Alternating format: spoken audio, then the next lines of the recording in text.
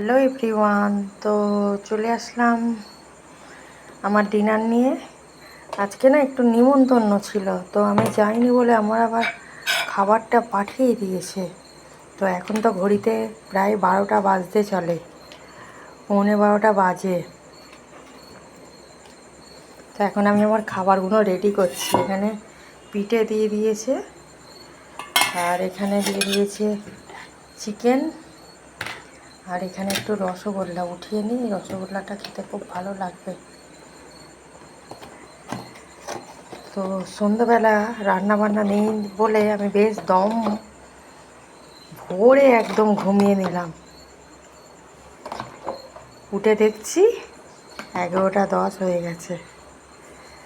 তো আশা করছি আপনাদের লাঞ্চ কমপ্লিট। ভিডিওটা আর বড় করছি না, ভিডিওটা এখানে এন্ড করছি। Good night.